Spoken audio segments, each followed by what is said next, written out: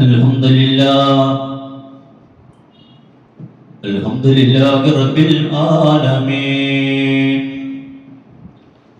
نحمده ونستعينه ونؤمن به ونتوكل عليه ونعوذ بالله من شرور أنفسنا ومن سيئات أعمالنا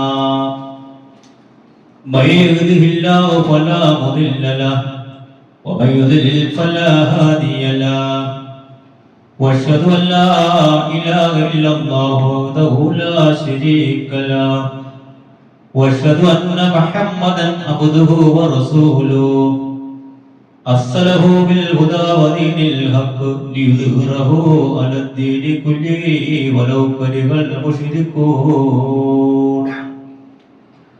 اللهم صل على محمد وعلى ال محمد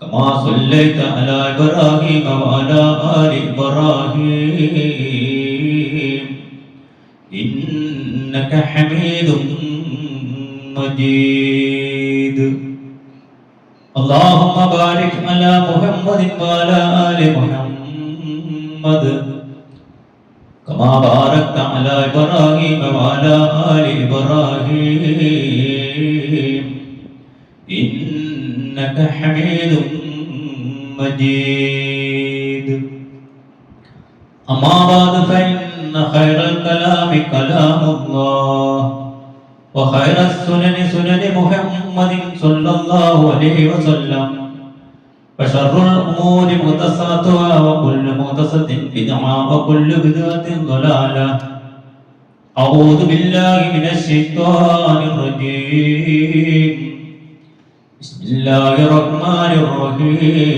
الرحيم يا أيها الذين آمنوا اتقوا الله حق تقاته ولا تموتن إلا وأنتم مسلمون يا أيها الناس اتقوا ربكم الذي خلقكم من نفس واحدة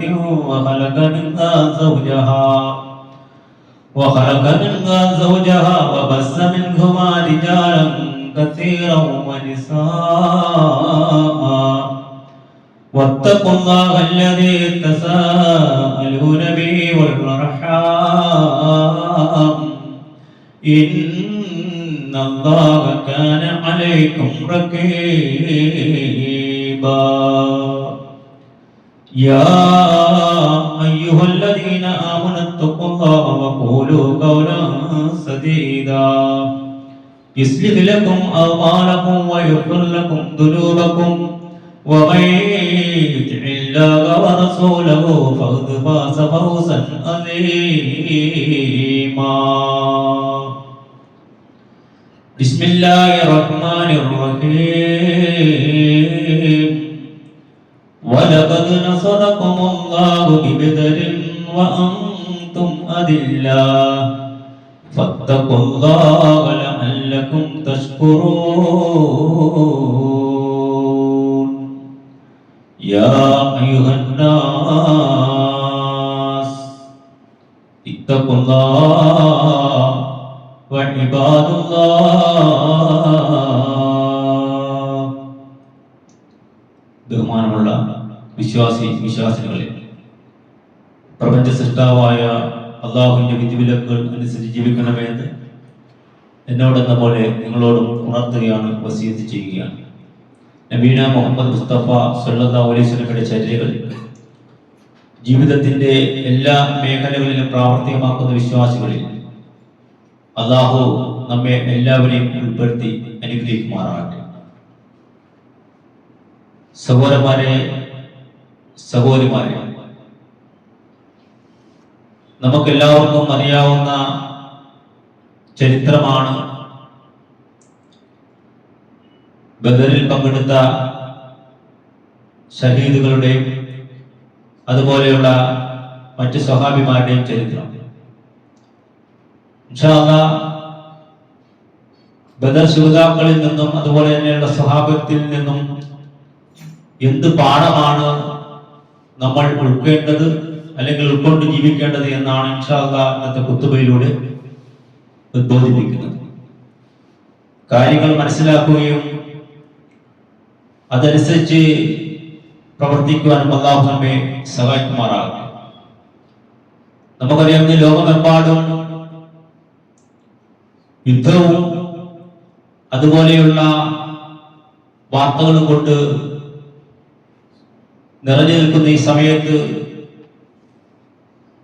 നമ്മൾ വിചാരിക്കും, എന്തുകൊണ്ടാണ് ഈ ബദരീങ്ങളുടെ വിഷയം പറയുന്നത്? യഥാർത്ഥത്തിൽ ബദരീങ്ങൾ എന്താണോ ലോകത്തിന് പഠിപ്പിച്ചു കൊടുത്തത് അതുപോലെ പ്രവർത്തിക്കാത്തതിന്റെ ഫലമായി കൊണ്ടാണ് ഇറാൻ എന്ന് പറയുന്ന ഒരു രാജ്യം തന്നെ ലോകത്ത് രൂപപ്പെടുവാൻ സാധിക്കുന്നത്. അല്ലെങ്കിൽ നബി സല്ലല്ലാഹു അലൈഹി വസല്ലമയുടെ ചര്യ എങ്ങനെ ഉൾക്കൊള്ളണമെന്ന് സ്വഹാബത്ത് ഉൾക്കൊള്ളുകയും അതനുസരിച്ച് ജീവിക്കുകയും ചെയ്തപ്പോൾ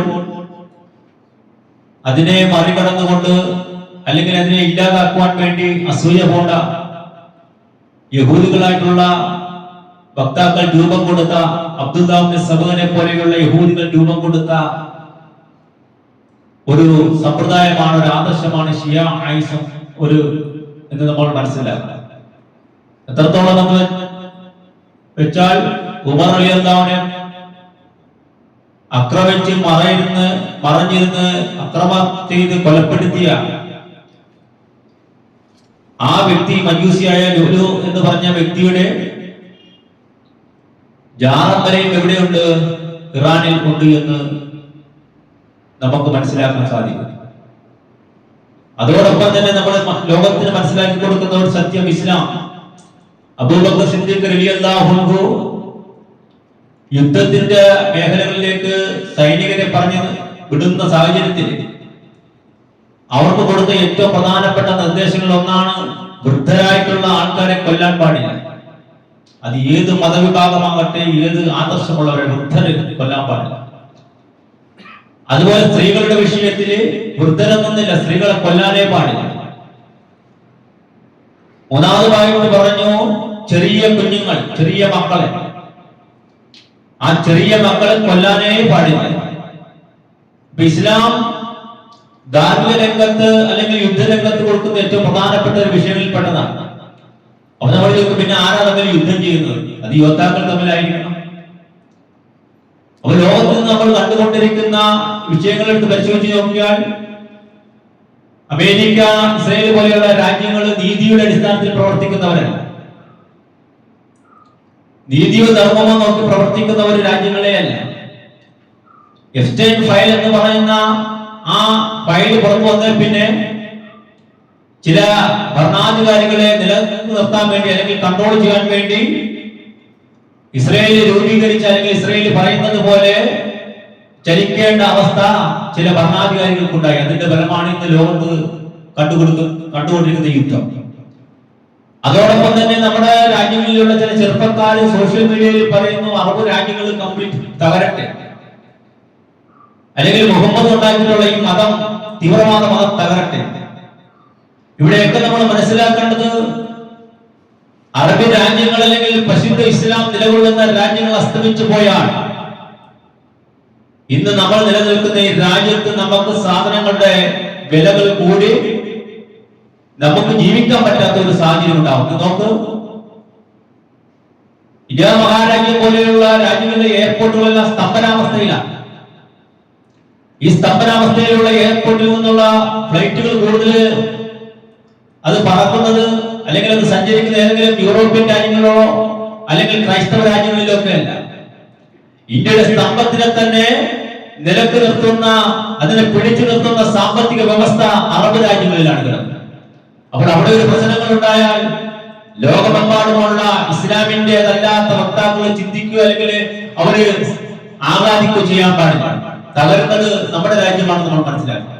ഞാൻ പറഞ്ഞു വരുന്ന വിഷയം, നബി സല്ലല്ലാഹു അലൈഹി വസല്ലം ദീൻ എങ്ങനെ പഠിപ്പിച്ചോ ആ ദീനിന് മനസ്സിലാക്കാത്ത പോയതിന്റെ അവസ്ഥ അല്ലെങ്കിൽ അത് മനസ്സിലാക്കാൻ കഴിയാത്ത പോയതിന്റെ ഫലമായി കൊണ്ടാണ് ഇസ്ലാമിൽ അന്യമായ അല്ലെങ്കിൽ ഇസ്ലാമിന് ഒരിക്കലും ഉൾക്കൊള്ളാൻ പറ്റാത്ത ആദർശങ്ങൾ ലോകത്തിന്റെ പല ഭാഗങ്ങളിൽ രൂപം കൊണ്ടത്. അതിൽപ്പെട്ട ഒരു വിഭാഗമാണ് ഷിയ വിഭാഗം. ആ ഷിയ വിഭാഗത്തിന്റെ ആൾക്കാർ അങ്ങനെ പോകാനുള്ള കാരണം ഉമർ റളിയല്ലാഹു അൻഹുവിനെ കൊന്ന വ്യക്തി ആരാണോ അദ്ദേഹത്തിന് വേണ്ടി എന്ത് ചെയ്തു?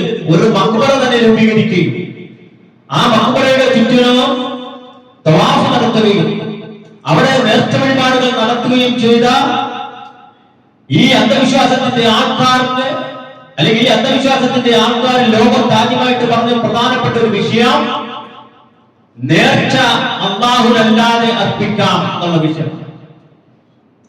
സഹോദരന്മാരെ നേർച്ച അല്ലാഹുവല്ലാത്തവർക്ക് അർപ്പിക്കാമെന്ന് പറഞ്ഞാൽ അത് ശിയാക്കളുടെ സമ്പ്രദായമാണ്. അതുകൊണ്ട് ഈ ബദരീങ്ങളായിട്ടുള്ള ശുഹദാക്കളുടെ ആ ദിവസം വരുമ്പോൾ നമ്മുടെ നാടുകളിൽ, നമ്മുടെ പള്ളികളിൽ, നമ്മുടെ കുടുംബ ബന്ധങ്ങളിലുള്ള ആൾക്കാര് അവരുടെ പേരിൽ ആണ്ട് നടത്തുകയാണ്. നിങ്ങൾ ആലോചിച്ച് പരിശുദ്ധ ഖുർആനിൽ ഒരു വചനമുണ്ട്, ഇന്നേ നദുർത്തു ലക, ഇന്നേ നദുർത്തു ലക. നിങ്ങൾ അറബിയിൽ ഈ പദം ഒന്ന് അടിച്ചു നോക്കണം. എന്താ അതിന്റെ അർത്ഥം? അല്ലാഹുവേ, ഞാൻ നിനക്ക് വേണ്ടി നേർച്ചയാക്കുന്നു. അതുപോലെ തന്നെ നദർ എന്ന് പറഞ്ഞാൽ നേർച്ച. അതുപോലെ തന്നെ മറ്റൊരു സ്ഥലത്ത് നമുക്ക് കാണാം, ഇന്നേ നദർതു ലിറഹ്മാനി സൗമാ. അല്ലാഹുവേ, ഞാൻ നിനക്ക് വേണ്ടി ഒരു സൗമം, ഒരു നോമ്പിന് നേർച്ചയാക്കുന്നു. ഈ പറയുന്ന രണ്ട് സ്ഥലത്തും ഒന്ന് ലക്ക നിനക്ക് അല്ലാഹുവാണ്, റഹ്മാൻ റഹ്മാൻ എന്ന് പറഞ്ഞു അവിടെയും അല്ലാഹുവാണ്. അറബിക് ഗ്രാമർ അനുസരിച്ച് ഈ പദങ്ങളുടെ പേര്, നഹുവിന്റെ പേര് ജാർ മജ്റൂർ എന്ന് പറയും. ഈ ജാർ മജ്റൂർ പറഞ്ഞ സ്ഥലത്ത് നമുക്ക് വേറെ അറബി പദങ്ങളൊക്കെ ഇങ്ങനെ പറയാം. ഇനി നിങ്ങൾ ഇതേ പദം എടുത്തിട്ട് ഇന്നേ നദർതു ലിശൈഖ് മുഹിയുദ്ദീൻ എന്നൊരു പദം അറബിയിൽ നിങ്ങൾ അടിച്ചു നോക്കൂ, പ്യൂർ അറബിയിൽ, ഉടനെ അവിടെ മിസ്റ്റേക്ക്, ഒരു താക്കീത് നടക്കും. എന്തുകൊണ്ടാ? അറബി ഭാഷയിൽ എന്ന അറബിയിൽ എഴുതിയാൽ അവിടെ മിസ്റ്റേക്ക് കാണിക്കും. സഹോദര സഹോദരി, നീ എഴുതിയ അറബി വാക്യം ചിലപ്പോൾ ശരിയായിരിക്കാം, പക്ഷേ ഈ മൊഹീദ്ദീൻ ഷെയ്ഖ് എന്ന് പറയുന്ന വാക്യമോടെ എഴുതാനേ പാടില്ല. അതുപോലെ തന്നെയാണ് സഹോദരന്മാരെ സഹോദരിമാരെ, ഇന്നീ നദർതുൽ ബദരീൻ എന്ന് പറഞ്ഞാൽ ഞാൻ ബദരീങ്ങൾക്ക് വേണ്ടി നേർച്ചയാക്കുന്നു എന്ന് അറബിയിൽ എഴുതിയാൽ അറബി ഭാഷയിൽ ലോകത്തുള്ള എല്ലാ അറബി ടെക്നിക്കുകൾ നമുക്ക് കാണിച്ചു തരും. അവിടെ ബദരീൻ എന്ന് എഴുതാൻ കഴിയില്ല. അവിടെ അല്ലാഹുവിന്റെ നാമങ്ങളെ ഉപയോഗിക്കാവുള്ളൂ. അപ്പൊ നമ്മൾ ചിന്തിക്കുന്നത്, പിന്നെ എങ്ങനെയാണ് നമ്മുടെയൊക്കെ നാടുകളിൽ പഠിച്ച പണ്ഡിതന്മാര്, പൗരോഹിത്യത്തിന്റെ ആൾക്കാർ, തലക്കെട്ടുള്ള ആൾക്കാർ അവിടെ ബദരീങ്ങൾക്ക് നേർച്ചേർപ്പിക്കുന്നത് എങ്ങനെ നീച്ചാൽ അതെങ്ങനെ വന്നതെന്ന് ചോദിച്ചാൽ അതാണ് ഞാൻ പറഞ്ഞത്, അത് ശിയായിസത്തിലൂടെ കടന്നു വന്ന ഒരു ആചാരമാണ്. അതിന്റെ കൂട്ടത്തിൽ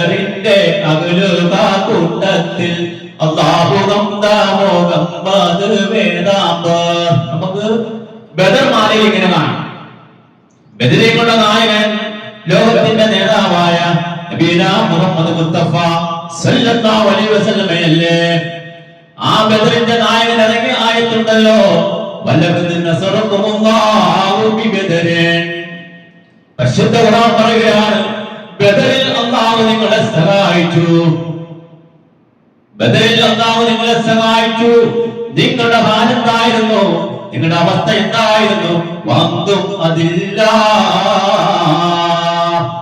നിങ്ങളെ അല്ലാഹു ബദറിൽ സഹായിക്കുന്ന സമയത്ത് ലോകത്തിന്റെ നേതാവുണ്ട്, സ്വഹാബിമാരുണ്ട്, ഉമർ റളിയല്ലാഹു അൻഹു ഏറ്റവും കരുത്തരായിട്ടുള്ളവരും ഏറ്റവും ശക്തരായിട്ടുള്ളവരും ഏത് കാര്യങ്ങളും ലോകത്തിന്റെ നേതാവ് പറഞ്ഞു കൊടുത്താൽ അത് ഏറ്റെടുത്ത് ചെയ്യുവാൻ ധൈര്യമുള്ള എല്ലാ സ്വഭാവത്തും ഉണ്ടായിരുന്ന സമയത്താണ് അല്ലാഹു പറയുന്നത്, അതും വാന്തും അതില്ല. നിങ്ങളുടെ അവസ്ഥ എന്തായിരുന്നു? നിങ്ങളുടെ അവസ്ഥ, നിങ്ങൾ നോമ്പുകാരനാ. നോമ്പെടുക്കുന്ന അവസ്ഥയിൽ നമുക്ക് ക്ഷീണമുണ്ടാകാറില്ലേ? അതുപോലെ തന്നെ സ്വഭാവിമാരുടെ കയ്യിൽ അവര് പ്രതീക്ഷിച്ച രീതിയിലുള്ള ആയുധങ്ങളില്ലായിരുന്നു, സംഗമനമില്ലായിരുന്നു. അതുപോലെ തന്നെ അവർ പ്രതീക്ഷിച്ച രീതിയിലുള്ള ആയുധങ്ങളില്ലായിരുന്നു. അതില്ല. ശാരീരികമായ ഒരു ദുർബലനാണ്, സംഗമനം കൊണ്ട് ദുർബലനാണ്, ആയുധബലം കൊണ്ട് ദുർബലനാണ്. സഹോദരരെ, അല്ലാഹു നിങ്ങളെ ബദറിൽ നിങ്ങളെ സഹായിച്ചു. വഅന്തും അതില്ല. നിങ്ങളുടെ അവസ്ഥ നമ്മൾ പരിശോധിക്കണേ. ആരുടെ അവസ്ഥ? സ്വഭാവത്തിന്റെ അവസ്ഥ. ആ സ്വഭാവത്തിന് നേതൃത്വം കൊടുക്കുന്ന ലോകത്തിന്റെ നേതാവിനെ ഉൾപ്പെടുത്തിക്കൊണ്ടാണ് പറഞ്ഞത്, നിങ്ങളും ദുർബലരായിരുന്ന അവസ്ഥയിൽ. നമ്മൾ ചിന്തിക്കണം, നോമ്പുകാരനായിരുന്ന അവസ്ഥയിലാണ് ബദർ യുദ്ധം നടക്കുന്നത്. ഹിജറ 2. ഇനി എന്താ അല്ലാഹു പറഞ്ഞത്? നിങ്ങൾ അല്ലാഹുവിനെ സൂക്ഷിക്കണേ, ലഅല്ലകും തഷ്കുറൂൻ. ഒന്ന് ആലോചിച്ച് നോക്കൂ. ഇത്രയും കാര്യങ്ങൾ പറഞ്ഞിട്ട് അല്ലാഹു പറയുന്നു, നിങ്ങൾ അല്ലാഹുവിനെ സൂക്ഷിക്കണേ, ലഅല്ലകും തഷ്കുറൂൻ. നിങ്ങൾ ലഅല്ലകും തഷ്കുറൂൻ എന്ന വാക്ക് എവിടെ കേട്ടിരിക്കണം? ശഹ്റു റമദാൻ, ശഹ്റു റമദാൻ അല്ലദീ ഉൻസില ഫീഹിൽ ഖുർആൻ. ആ ആയത്തിന്റെ അവസാനമാണ് ലഅല്ലകും തഷ്കുറൂൻ. അവിടെയാണ് ലഅല്ലകും തഷ്കുറൂൻ എന്ന് അല്ലാഹു മറ്റൊരു സ്ഥലത്ത് പ്രയോഗിച്ചു. നിങ്ങൾ നന്ദി കാണിക്കുവാൻ വേണ്ടി നിങ്ങൾ അല്ലാഹു സഹായിച്ചു. നിങ്ങൾ ദുർബലരായിരുന്ന സമയത്ത് നിങ്ങൾ അല്ലാഹുവിനെ സൂക്ഷിക്കണേ, നിങ്ങൾ നന്ദി കാണിക്കുകയും ചെയ്യുകയും ചെയ്യണേ. ഇതാണ് പരിശുദ്ധ ഖുർആനിന്റെ ആയത്ത്. ഇനി എന്താണ് ഇതിന്റെ തഫ്സീർ? ഇതിന്റെ തഫ്സീറിൽ എന്താണ് പറയുന്നത്? അതാണ് നമ്മൾ മനസ്സിലാക്കേണ്ടത്. ഇതിന്റെയൊക്കെ തഫ്സീർ പഴയ കാലഘട്ടത്ത് നമ്മുടെ പണ്ഡിതന്മാര് പഠിച്ചു വെച്ചിരുന്നുവെങ്കിൽ, സഹോദരന്മാരെ സഹോദരിമാരെ, നമ്മുടെ ഈ നാട്ടിൽ നടക്കുന്ന ഈ ആണ്ട് നേർച്ചകളോ ബദരീങ്ങളുടെ നേർച്ചയോ മൊഹീദ്ദീൻ ഷെയ്ഖിന്റെ നേർച്ച ഇതൊന്നും ഉണ്ടാകത്തില്ല.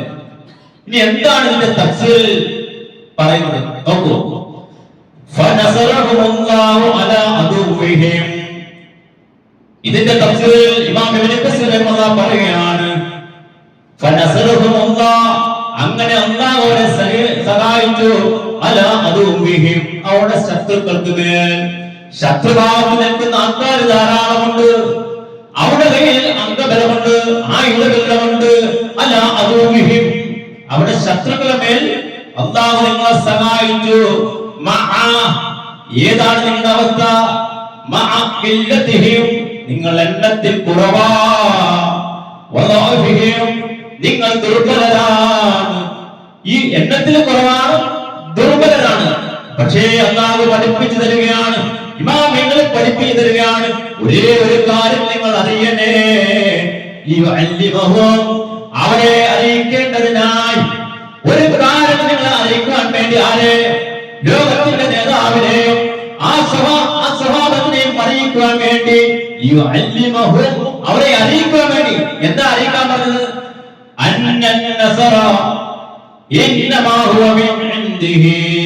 ഇത് നമ്മൾ അടിവരയിട്ട് തഫ്സീറിൽ നിന്ന് പഠിച്ചു വന്ന അറബി. എന്താ? തീർച്ചയായും വിജയം അല്ലാഹുവിന്റെ പക്കൽ നിന്നാണ് വിജയം ഉണ്ടാകുന്നത്. ഇതാണ് അടിസ്ഥാനപരമായിട്ട് നമ്മൾ പഠിച്ചു വെക്കേണ്ടത്. നമ്മുടെ ജീവിതത്തിൽ ഏത് പ്രതിസന്ധി ഉണ്ടായാലും, ആര് നമുക്കെതിർ നിന്നാലും, ആര് നമ്മളെ ചരിത്രം തന്നാലും, നമ്മൾ ആരെ കബളിപ്പിക്കാൻ നോക്കിയാലും നമ്മൾ വിജയിക്കും. നിങ്ങൾ മുഹബ്ബിതാണോ? നീ തൗഹീദിന്റെ വക്താവാണോ? ലോകത്തിന്റെ നേതാവിന്റെ കൽപ്പനകൾക്കനുസരിച്ച് ജീവിക്കുന്നവനാണോ? പരിശുദ്ധ ഖുർആനിന്റെ തഫ്സീറിൽ നമുക്ക് പറഞ്ഞു തന്നു, വിജയം എന്നത് ഇന്നമാ ഹുവ മിൻ ഇൻദിഹി, വിജയം എന്നത് അല്ലാഹുവിൽ നിന്നതാണ്. അത് നീ ഒരു രാജ്യത്തിൽ നിന്ന് പ്രതീക്ഷിക്കണ്ട, ഒരു വ്യക്തിയിൽ നിന്നും പ്രതീക്ഷിക്കണ്ട, നിന്റെ സമൂഹത്തിൽ നിന്നും നീ പ്രതീക്ഷിക്കണ്ട. അത് അല്ലാഹു നൽകുന്നതാണെന്നുള്ള സന്ദേശമാണ്. സഹോദരന്മാരെ സഹോദരിമാരെ, നമ്മൾ എത്ര ദുർബലരായാലും, നമ്മൾ എത്ര അംഗബലം കുറവുള്ളതായാലും, നമ്മുടെ ഭാഗത്ത് സത്യമുണ്ടോ, നമ്മുടെ ഭാഗത്ത് നീതിയുണ്ടോ, നമ്മുടെ ഭാഗത്ത് ധർമ്മമുണ്ടോ, വിജയം തീർച്ചയായും നൽകുന്നത് അല്ലാഹുവാണ്. അവിടെ കൊണ്ട് തഫ്സീർ നിർത്തിയില്ല. ലാ ബികസറത്തിൽ അദദ, ലാ ബികസറത്തിൽ അദദ, എണ്ണത്തിൽ നിങ്ങൾ കൂടുതലില്ല. വലാ ബിഖുവ്വത്തിൽ ഖദ്ദ, ഈ രണ്ട് കാര്യങ്ങൾ.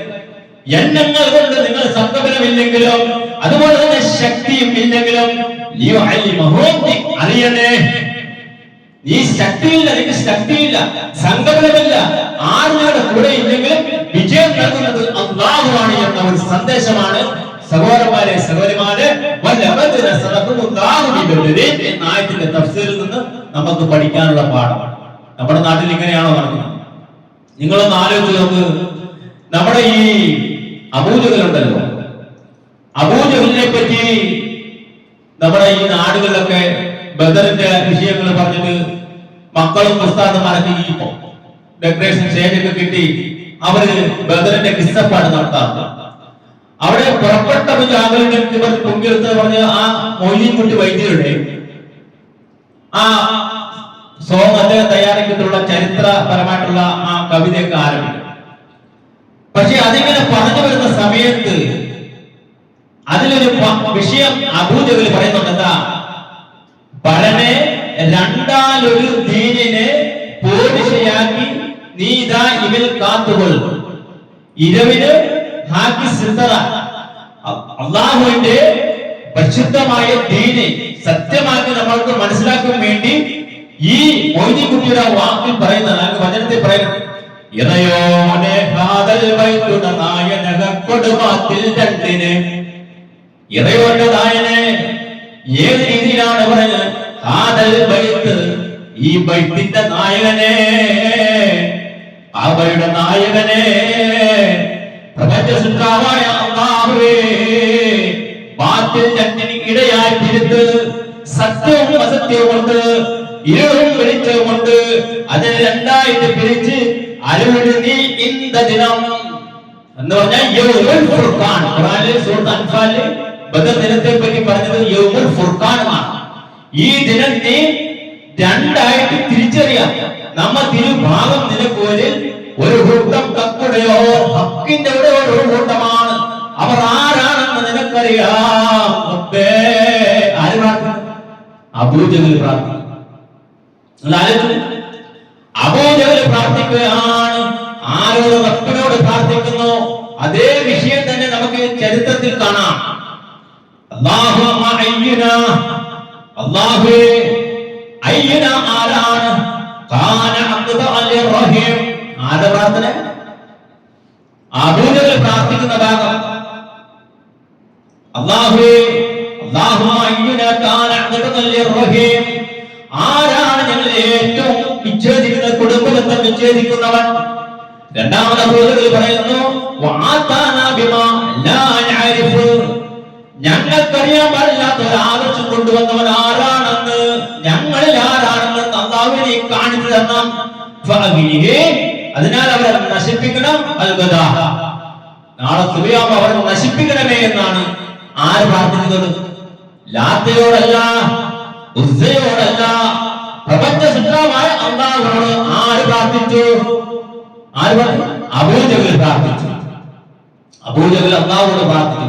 പിന്നെ എങ്ങനെയാണ് അബൂജഹൽ വഴിതെറ്റി പോണത് എന്നുള്ള ആ വിഷയം മാ ഖദറുല്ലാഹു ഹഖ്ഖദി എന്നുള്ള ആയത്തിന്റെ തഫ്സീറിൽ നമ്മൾ പഠിക്കുന്നത്. അല്ലാഹുവിനെ മനസ്സിലാക്കേണ്ട പോലെ മനസ്സിലാക്കിയില്ല എന്ന് പറയുന്ന തഫ്സീറിന്റെ ആയത്തിലാണ് അബൂജഹൽ എങ്ങനെയാണ് വഴിതെറ്റി പോയത് നമ്മൾ മനസ്സിലാക്കുന്നത്. ഇനി നിങ്ങൾ അറിഞ്ഞു, ബദറിൽ പങ്കെടുത്ത ഒരു സഹാബിയാണ് ആര്? ബിലാൽ റളിയല്ലാഹു അൻഹു. ഈ ബിലാൽ റളിയല്ലാഹു അൻഹു പരിശുദ്ധമായ ഇസ്ലാം സ്വീകരിക്കുന്നതിന് മുമ്പ് ആരെ വിളിച്ചിരുന്നത്? ലാത്തെ അല്ലേ? അതുകൊണ്ടാണ് അവരെ ഉമയ്യ ഇബ്നു ഖലഫ് എന്ന് പറയുന്ന ബിലാൽ റളിയല്ലാഹു അൻഹു യജമാനൻ ഇസ്ലാം സ്വീകരിച്ചു എന്ന് അറിയുന്ന സമയത്ത് എന്ന് പറഞ്ഞത്. ലാത്തയെ വിളിക്കടാ ബിലാൽ. എവിടെ? മലനാടിന്റെ കരുത്തിൽ ലാത്തയെ വിളിക്കാൻ പറഞ്ഞു, ഉസ്സയെ വിളിക്കാൻ പറഞ്ഞു.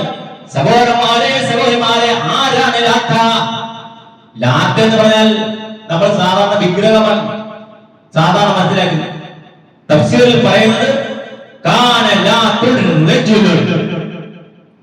ഇതൊക്കെ ബദരീങ്ങളുടെ ആണ്ട് നടത്തുന്നവർ ശരിക്കും മനസ്സിലാക്കണം. ആരാ ലാത്ത എന്ന് പറഞ്ഞാൽ കാന ലാത്തുൽ റജുൽ. എന്താ ആ മഹാൻ ചെയ്യുന്നത്? ഒരു മനുഷ്യനായിരുന്നു.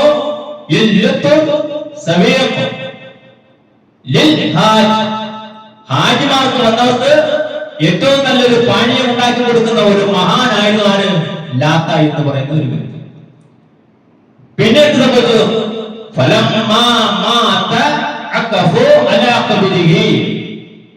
ആ മഹാൻ മരണപ്പെട്ടു കഴിഞ്ഞപ്പോൾ എന്ത് സംഭവിച്ചു? അദ്ദേഹത്തിന്റെ ചുറ്റിനോ ജനങ്ങൾ കൂടുകയും അവിടെ ഇബാദത്ത് അർപ്പിക്കുകയും ചെയ്യും. അതാണ് ഷിയാക്കൾ നടത്തിലാക്കുക. മഹാന്മാരായിട്ടുള്ള ആൾക്കാര് മരണപ്പെട്ടു പോയാൽ അവിടെ ഖബറുണ്ടാക്കി, ദർഗ ഉണ്ടാക്കി, അവിടെ എന്ത് ചെയ്തു? ഇബാദത്തുകൾ ഉണ്ടാക്കി. അതുകൊണ്ടാണ് സഹോദരന്മാരെ സഹോദരിമാരെ അതിനെ പിന്തുടർന്ന് വന്ന് നമ്മുടെ സഹോദരന്മാരെ എന്ത് ചെയ്യുന്നത്? ഈ ബദരീങ്ങളുടെ സന്ദേശം ഉൾക്കൊള്ളാതെ എന്ത് ചെയ്യുന്നു? അവര് ഈ ആണ്ടുകോഴിയും ഇതൊക്കെ നടത്തി മുമ്പോട്ട് പോകുന്നത്. ഇനി നിങ്ങൾ നോക്കൂ, ഈ ബിലാൽ റളിയല്ലാഹു അൻഹു പരിശുദ്ധ ഇസ്ലാം സ്വീകരിച്ചു കഴിഞ്ഞപ്പോൾ പിന്നീട് ലാത്തയെ വിളിച്ചോ? പിന്നെ ലാത്തയെ വിളിച്ചിട്ടുണ്ടോ? ഇല്ല. മഹാനെ വിളിച്ചിരുന്നു മുമ്പ്. സാലിഹാനായ ഉത്കൃഷ്ടനായ വ്യക്തിയായിരുന്നു. ഏതുപോലെ ജീവിതത്തിലെ പ്രതിസന്ധികളെ നേരിടുന്ന സമയത്ത് ലാത്തയെ വിളിച്ചിരുന്ന ബിലാൽ റളിയല്ലാഹു അൻഹു ഇസ്ലാം സ്വീകരിച്ചതിന് ശേഷം ആ സ്വാലിഹായിട്ടുള്ള വ്യക്തിയെ വിളിച്ചിട്ടുണ്ടോ? ഇല്ല. അത് അല്ലാഹു എന്നൊക്കെ പറഞ്ഞു. ഇവിടെയോ ഷഹാദത്ത് ചൊല്ലി നിസ്കരിക്കുകയും ചെയ്യുന്നു, എല്ലാം ചെയ്യുന്നു, നമസ്കാരം നോമ്പ് എല്ലാം എടുക്കുന്നത്. അവരുടെ ജീവിതത്തിൽ ഒരു കുഞ്ഞ് ഒന്ന് മറിഞ്ഞു വരുമ്പോൾ ഞാൻ ബലിങ്ങളെ ഇത് എവിടുന്ന് കിട്ടി? അതാണ് നമ്മൾ ഷിയാക്കളിൽ നിന്ന് പഠിച്ച ആചാരം. സഹോദരന്മാരെ സഹോദരിമാരെ നമ്മൾ എന്ത് ചെയ്യണമെന്ന് പറഞ്ഞാൽ നമ്മുടെ മുമ്പിൽ ഉള്ള ജനങ്ങൾക്ക് ഈ വിഷയങ്ങൾ അറിഞ്ഞോ അറിയാതെ ആണെങ്കിൽ പോലും അവരിന്ന് ഈ നാട്ടിൽ നടത്തിക്കൊണ്ടിരിക്കുന്നത് ഒരു വാശിയുടെ പേരിൽ, സംഘടനയുടെ പേരിലാണ്. അല്ലാതെ പ്രവാചകൻ സല്ലല്ലാഹു അലൈഹി വസല്ലമയോട് സ്നേഹമുണ്ടായിട്ടില്ല. ചില ആൾക്കാർക്ക് എന്തെങ്കിലും കേട്ടാൽ അത് വലിയ നോളജ് ആയിട്ട് കൊണ്ടുവന്നു. കേരളത്തിലൊരു മുസ്ലിയാര് ഒരു പ്രസംഗം നടത്തി 2019. ഇറാൻ എന്ന് പറയുന്ന രാജ്യം തകരും, അറബി രാജ്യങ്ങളെല്ലാം അതുപോലെ ആ തകർന്നോടൊപ്പം അടിയറവ് പോലെ ഒരിക്കലും ഇറാൻ എന്ന് പറയുന്ന രാജ്യത്തെ തകർക്കാൻ കഴിയില്ല. കാരണം ഇപ്പൊ ഈ യുദ്ധം നടക്കുന്ന സമയത്ത് അമേരിക്ക എന്ന് പറഞ്ഞ ഏറ്റവും വലിയ പോലീസ് ചമയുന്ന രാജ്യം 14 രാജ്യങ്ങളിൽ നിന്നാണ് അവരുടെ പൗരന്മാരെ പിൻവലിപ്പിച്ചത്. പ്രധാനപ്പെട്ട 3 രാജ്യങ്ങളിലെ അവരുടെ സ്ഥാപനമുള്ള രാജ്യങ്ങളിൽ നിന്ന് അവരുടെ മെമ്പർമാരെ കുറച്ചു വെച്ചു. മൂന്നാമത് അവരുടെ എംബസി 3 രാജ്യങ്ങളിൽ പൂർണ്ണമായി അടച്ചു വെച്ചു. തന്നെയുമല്ല സഹോദരന്മാരെ സഹോദരിമാരെ, ഇറാൻ എന്ന് പറയുന്ന ഒരു രാജ്യമല്ല, ഇറാൻ എന്ന് പറയുന്ന ഒരു ആദർശമാണ്. എന്തിനെതിരെയുള്ള ആദർശം? പരിശുദ്ധമായ ഇസ്ലാമിനെതിരെയുള്ള ആദർശം. ഈ കാണുന്ന ഇന്ത്യയിലെ ഏറ്റവും വലിയ ദർഗകൾ കാണുന്ന അജ്മീർ ദർഗ വരെ കൺട്രോൾ ചെയ്യുന്നത് ഷിയാക്കളാണ്, ഇറാനിക്കാരാണ്. പക്ഷെ നമ്മുടെ സഹോദരന്മാര് വഴിതെറ്റിച്ചുകൊണ്ട് അവരെ ബദരീങ്ങൾ അവരെന്താണോ നേർച്ച വഴിപാടുകൾ നടത്തുന്നത് അത് കണ്ട് സ്വാലിഹത്തായിട്ടുള്ള അല്ലെങ്കിൽ സ്വാലിഹങ്ങളായിട്ടുള്ള നമ്മുടെ മുൻഗാമികളുടെ നേർച്ച ഇവരും കണ്ട് പഠിക്കുകയും ഇവരും അതുപോലെ തന്നെ പിന്തുടർന്നു വരികയും ചെയ്യുന്നു. അതുകൊണ്ട് നമുക്ക് ലോകത്തിന് കൊടുക്കുന്ന സന്ദേശം, മുസ്ലിം സഹോദരന്മാർക്ക് കൊടുക്കാനുള്ള സന്ദേശം അല്ലാഹു റസൂൽ സ്വല്ലല്ലാഹു അലൈഹി വസല്ലമയും സ്വഹാബത്തും നമുക്ക് കാട്ടിത്തന്നത്, ജീവിതത്തിൽ ഏത് പ്രതിസന്ധി ഉണ്ടായാലും അല്ലാഹുവിന്റെ സഹായം ഉണ്ടാകും. അവിടെ ഭൂരിഭാഗം നോക്കുകയില്ല, അതുപോലെ തന്നെ എണ്ണം നോക്കുകയില്ല, ആയുധബലം നോക്കുകയില്ല. അല്ലാഹു നോക്കുന്നത് സത്യവും നീതിയുമാണ്. അതുകൊണ്ടാണ് ഫുർഖാൻ എന്ന് പരിശുദ്ധ ഖുർആൻ വിശദീകരിച്ചിരിക്കുന്നത്. ഫുർഖാൻ സത്യവും നീതിയും വിശദീകരിച്ചു തരാനുള്ള ഗ്രന്ഥമാണ്. സത്യവും അസത്യവും വേർതിരിച്ച് തന്നിട്ടുണ്ട്. ഇതിൽ എന്തൊക്കെയാണ്? ഇതിലെ ഏറ്റവും പ്രധാനപ്പെട്ട നേർച്ച അത് അല്ലാഹുവിലേക്കാണ്. ഇന്ന് ഒരു സഹോദരൻ ആലോചിക്കുക, ഇന്ന് ഞാന് ഒരു 10 സാധുക്കൾക്ക് ഭക്ഷണം കൊടുക്കും എന്നവൻ തീരുമാനിച്ചാൽ എന്തായി? അത് അവന്റെ നേർച്ചയായി മാറും. അതാണ് സഹോദരന്മാരെ. അവനെ അത് അല്ലാഹു പറഞ്ഞിട്ടില്ല. പക്ഷെ ഒരു സാലിഹത്തായ പ്രവൃത്തിയാണ്. ഒരു വ്യക്തി കാലത്തിൽ എന്ന് പറഞ്ഞ വ്യക്തി വിചാരിക്കേ ഒരു പാവങ്ങൾക്ക് ഒരു 5 കിലോ അരി വീതം കൊടുത്തേക്കാം, റമദാൻ മാസമല്ലേ എന്ന് വിചാരിച്ചാൽ സഹോദരന്മാരെ സഹോദരിമാരെ അത് അവനുള്ള നേർച്ചയായി നിർബന്ധമാവുകയാണ്. യൂഫൂന ബിന്നദ് വയഖാഫൂന യൗമൻ കാന ശർറുഹു മുസ്തതീറാ. അങ്ങനെ അവൻ നേർച്ച വെക്കുകയാണെങ്കിൽ ആ നേർച്ച അവൻ നിറവേറുക തന്നെ ചെയ്യണം. കാരണം എന്താ? ഭയപ്പെടുന്നു. യൗമൻ കാന ശർറുഹു മുസ്തതീറാ. ഒരു വരാൻ പോകുന്ന ഒരു ദിവസമുണ്ട്, ഭയാനകമായ ഒരു ദിവസം വരാനുണ്ട്. ആ ദിവസത്തെ ഭയപ്പെട്ടുകൊണ്ട് ആ നേർച്ച നിറവേറുന്നവർ അവരാണ് സത്യവിശ്വാസികൾ. അല്ലാഹു അല്ലാത്തവരിലേക്കല്ല നേർച്ച ചെയ്യേണ്ടത്. ഇതാണ് നമ്മൾ പ്രസിദ്ധമായ ഇസ്ലാം നമുക്ക് പഠിപ്പിച്ചു തരുന്ന ആദർശങ്ങൾ, ലോകത്തിന്റെ നേതാവ് പഠിപ്പിച്ചു തരുന്ന ആദർശങ്ങൾ, സ്വഭാവത്തിൽ ഉൾക്കൊണ്ടിട്ടുള്ള ആദർശങ്ങൾ. ഇതനുസരിച്ച് ജീവിക്കുവാൻ അല്ലാഹു നമ്മെ എല്ലാവരെയും ഉൾപ്പെടുത്തി അനുഗ്രഹിക്കുമാറാകട്ടെ.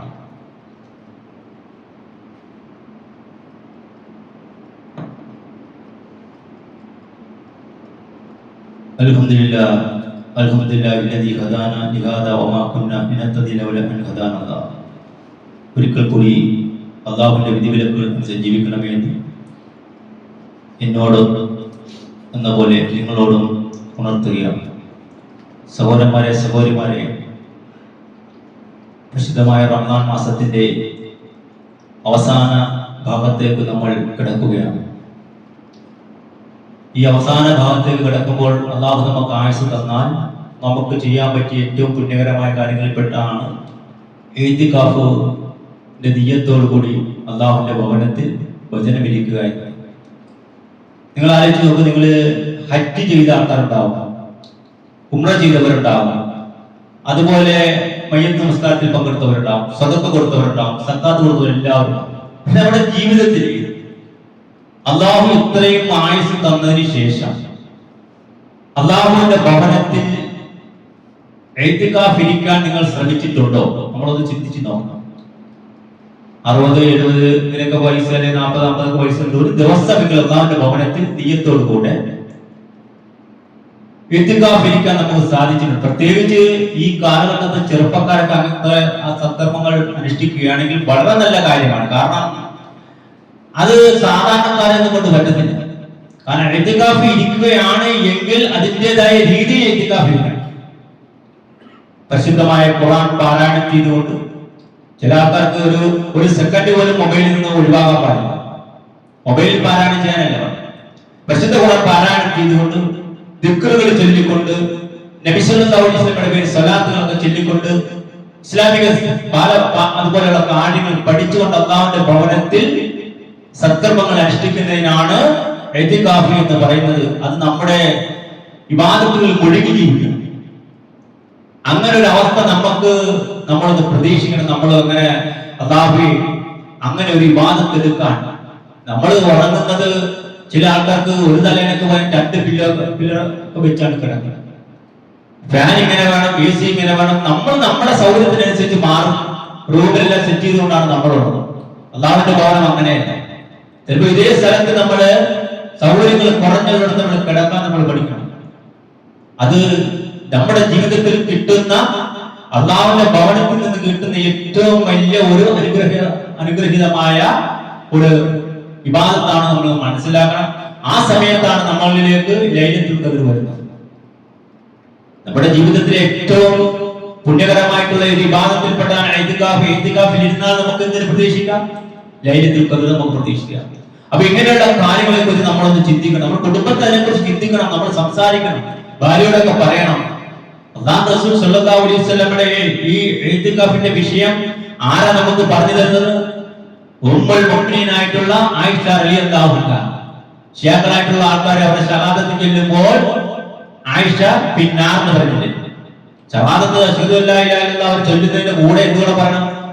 ഉമർ ഫിന്നാർ, അബൂബക്കർ ഫിന്നാർ, ആയിഷ ഫിന്നാർ എന്ന് പറഞ്ഞ ശിയാക്കളില്ലേ? ആ നമ്മുടെ ഉമ്മുൽ മുഅ്മിനീനായിട്ടുള്ള ആയിഷ റളിയല്ലാഹു അൻഹ നമുക്ക് പറഞ്ഞു തരുന്നത് കാന മുഹമ്മദ് ഇഅ്തിഖഫു ഫിൽ അശരി അവാഖിർ മിൻ റമദാൻ.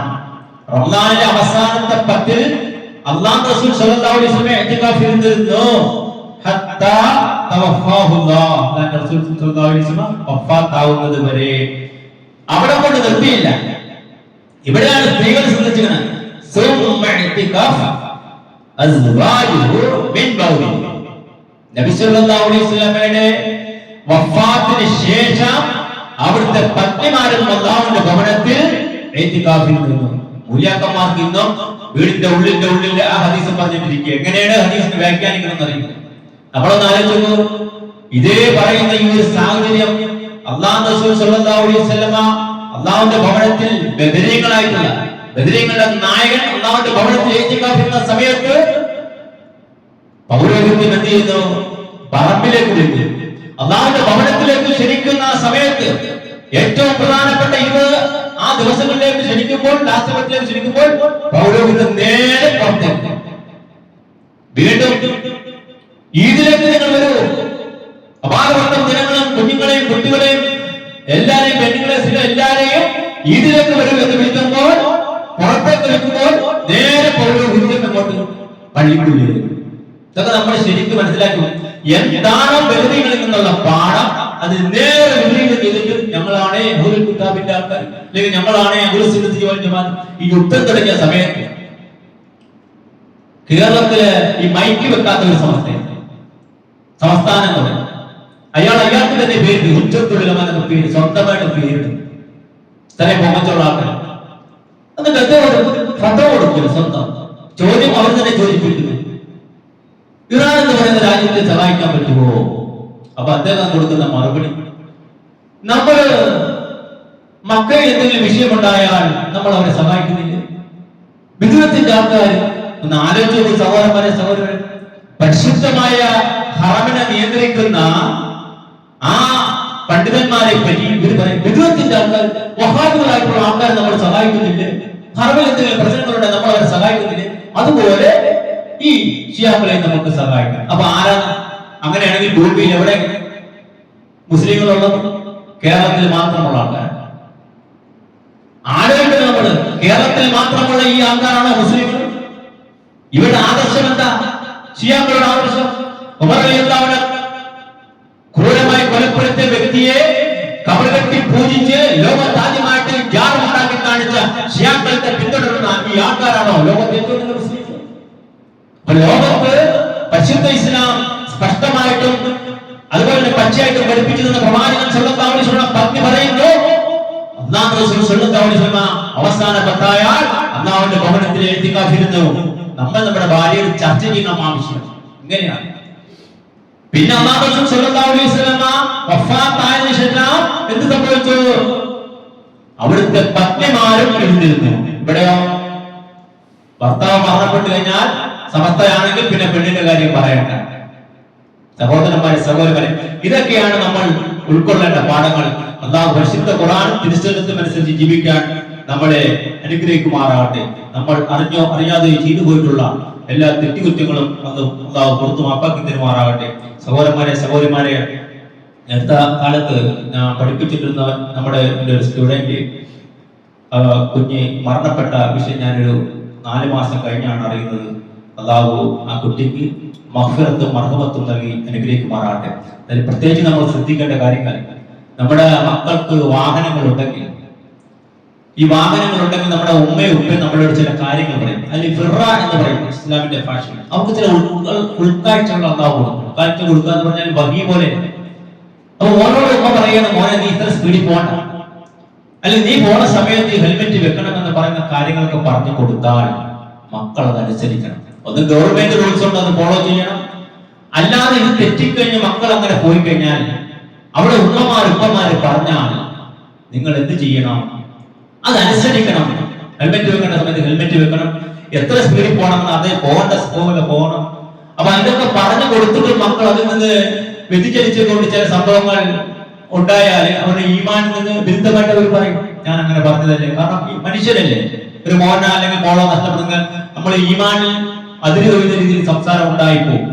അതുകൊണ്ട് സഹോദരന്മാരെ, സഹോദരികൾ, നമ്മുടെ മക്കള് പ്രത്യേകിച്ചും നമ്മുടെ ഉമ്മ ഉപ്പയുടെ കാര്യം പറഞ്ഞാൽ അതിൽ ചിലപ്പോൾ അല്ലാഹുവിന്റേതുമായി ചില കാര്യങ്ങൾ ചേർത്ത് വരാൻ വേണ്ടി അവരുടെ പ്രാർത്ഥന നമുക്ക് ഇത് ഒരിക്കലും ഉമ്മയും ഉപ്പയും ശപിച്ച് പ്രാർത്ഥിക്കുന്നില്ല. കാരണം എന്താ? ഉമ്മയും ഉപ്പയും നമ്മളെ ശപിച്ച് പ്രാർത്ഥിച്ചാൽ അല്ലാഹു സ്വീകരിച്ചാൽ പോയി. അതുകൊണ്ട് ഉമ്മയും ഉപ്പയും അനുസരിച്ച് ജീവിക്കാൻ ഈ പരിശുദ്ധമായ റമദാൻ മാസം നിങ്ങൾ പ്രത്യേകം ശ്രദ്ധിക്കണം. അല്ലാഹു അങ്ങനെയുള്ള വിശ്വാസികളിൽ നമ്മളെ എല്ലാവരെയും ഉൾപ്പെടുത്തി അനുഗ്രഹിക്കുമാറാകട്ടെ.